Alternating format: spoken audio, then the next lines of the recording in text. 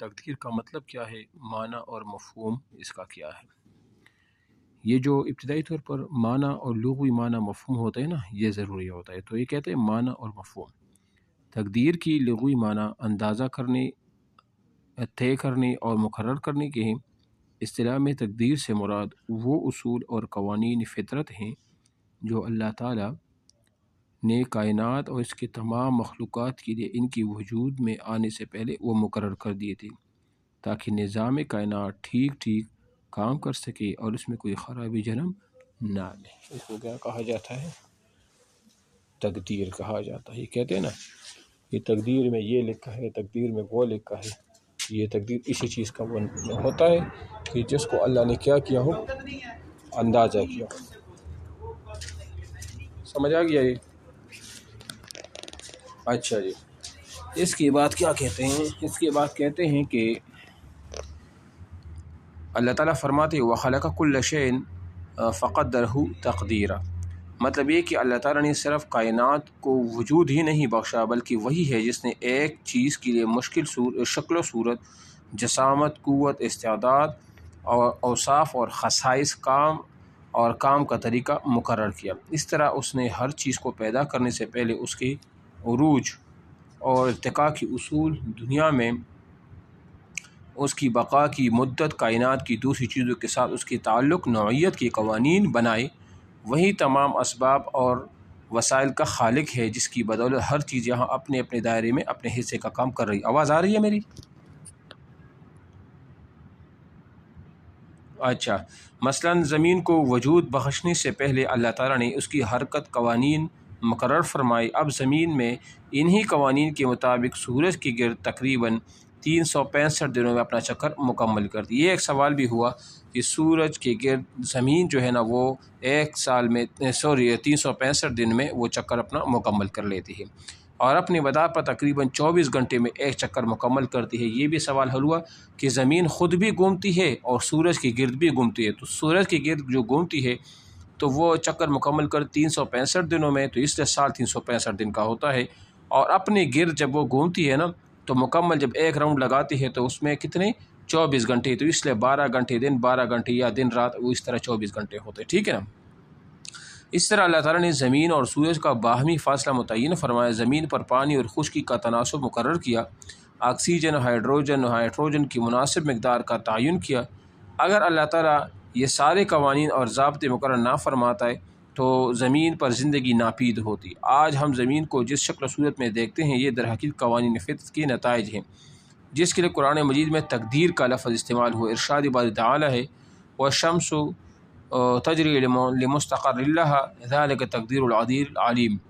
جس طرح سورج، چاند، ستارے اور دیگر چیزوں کی تقدیر مقرر کر دی گئی ہے، اس طرح انسانوں کی بھی تقدیر مقدر ہے، اور دنیا میں تمام انسان انہی قوانین فطرت کے مطابق زندگی گزارتے ہیں۔ اگر اللہ تعالیٰ کائنات اور اس میں پائی تقدیر مقرر نہ فرماتے تو کائنات کا نظام درہم برہم وہ ہو جاتا، ہر چیز بے ترتیب اور بے مقصد ہو جاتی۔ تقدیر پر ایمان در حقیقت اللہ تعالیٰ کی علم، حکمت، قدرت اور اس کے رب ہونے پر ایمان وہ لانا ہے۔ انسان اور دیگر چیزوں کی تقدیر میں وہ فرق ہو۔ تمام مخلوقات میں سے انسان ایک ممتاز اور منفرد مخلوق ہے، اسے اللہ تعالیٰ نے خلیفہ مقرر فرمایا، دیگر مخلوقات کے مقابلے میں اسے علم، عقل، شعور کی قوت عطا کی، اسے نیک اور بدی کا شعور عطا کیا، اس لیے اس کی تقدیر بھی دوسری مخلوقات سے مختلف ہے۔ حیوانات، نباتات، جمادات سب کی سب تقدیر کی پابند ہے، وہ قوانین فطرت کی خلاف ورزی نہیں کر سکتے، مگر انسان کو اس بات کی آزادی دی گئی ہے کہ وہ چاہے تو ایمان لائے اور چاہے تو نافرمانی کرے۔ اللہ کا ارشاد ہے فَمَنْ شَاءَ فَلْيُؤْمِنْ وَمَنْ شَاءَ فَلْيَكْفُرْ۔ انسان کی اس آزادی کا تعلق نیک اور بدی سے ہے، جو حق اور باطل، صحیح اور غلط سے ہے۔ اللہ تعالیٰ نے انسان کو ہدایت اور گمراہی کے دونوں راستے بتا دیے، جیسے کہ ارشاد باری تعالیٰ ہے وَنَفْسٍ وَمَا سَوَّاهَا فَأَلْهَمَهَا فُجُورَهَا وَتَقْوَاهَا۔ اس کے بعد اسے اختیار دیا گیا کہ جو چاہے تو ہدایت کا راستہ اختیار کرے اور جو چاہے کو گمراہی کو چن لے۔ اسی بنیاد پر انسان کو مرنے کے بعد انعام کے طور پر جنت میں بھیجا جائے گا، اس کا ٹھکانہ وہ جہنم۔ یہی وجہ ہے کہ قرآن مجید میں ہر انسان اپنے اعمال کا خود جواب دہ ٹھہرایا گیا ہے، کل امرئ بما کسبت رہین۔ اس لیے تقدیر کا بہانہ اس لیے تقدیر کا بہانہ بنا کر بچ سکتا ہے اور نہ اسے جہنم سے آزادی مل سکتی ہے۔ تو یہ تقدیر کا غلط تصور ہے۔ اگر اس تصور کو درست تسلیم کر لیا جائے تو پھر انسان اور حیوان میں کوئی فرق باقی وہ نہیں رہتا۔ اللہ تعالیٰ نے دنیا کا نظام اسباب اور وسائل کے ساتھ قائم کیا ہے۔ اسباب اور وسائل سے کام لینا نبی علیہ الصلوۃ والسلام کی فطرت ہے، سنت ہے۔ نبی علیہ الصلوۃ والسلام جب کسی کام کو کرنے کا ارادہ فرماتے تو اس کے لیے تمام ممکن تدابیر اختیار کرتے، ہر طرح کی وسائل اور اسباب مہیا فرماتے، اس کے بعد اللہ تعالیٰ پر توکل فرماتے۔ ایک مرتبہ ایک شخص کسی باہر کے علاقے سے ملاقات کے لیے نبی علیہ الصلوۃ والسلام کی خدمت میں حاضر ہوا تو آپ علیہ الصلوۃ والسلام نے پوچھا، اونٹنی کہاں ہے؟ اس نے کہا کہ میں نے اللہ تعالیٰ کے سپرد کر دیا ہے۔ آپ علیہ السلام نے فرمایا، جاؤ پہلے اس کا نہنا باندھو اور پھر اللہ تعالیٰ پر توکل کرو۔ اس لیے کہ بندہ مومن کے لیے جائز نہیں ہے کہ وہ ہاتھ پر ہاتھ دھرے بیٹھا رہے اور کہیں کہ جو اللہ تعالیٰ کو منظور ہے وہی ہوگا۔ اکثر لوگ کہتے ہیں نا کہ جو نصیب میں ہو بس وہی ملے گا، تو ہم کیوں جو ہے نا در بدر کے ٹھوکرے کا مزدوری کرے، یہ کرے وہ کرے۔ ایسا نہیں ہے، آپ پہلے محنت کرو گے، محنت کے بعد نتیجہ اللہ پہ چھوڑو گے۔ تو اس لیے کہتے ہیں کہ اللہ تعالیٰ کی کیا منظور ہے اس بات کا کسی کو علم نہیں۔ اللہ تعالیٰ نے اپنے بندوں کو محنت اور کوشش کرنے کا حکم دیا ہے اور عالم اسباب کے قوانین کے مطابق تمام ایسی تدابیر کرنے کا حکم دیا ہے جو عقل، فکر اور تجربہ کی بنیاد پر اختیار کرنا وہ ممکن ہو۔ تاہم انسانی تدبیر اللہ تعالیٰ کی مشیت اور ارادے کے نافذ ہونے سے نہیں روک سکتی۔ بعض لوگ صرف تدبیر پر بھروسہ کرتے ہیں، یہ اسلامی طرز عمل کے خلاف ہے۔ درست طرز عمل یہ ہے کہ تدبیر کرنے میں کوئی کمی نہ رکھی جائے اور اس کے بعد اس کام کو اللہ تعالیٰ کے سپرد کر دیا جائے۔ اسی بات پر اللہ تعالیٰ نے اپنے آپ علیہ الصلوۃ والسلام کو یہ حکم دیا ہے، فَإِذَا عَزَمْتَ فَتَوَكَّلْ عَلَى اللَّهِ، جب آپ کسی بات کا ارادہ کر لیں تو اس پر اللہ پر توکل کیجیے۔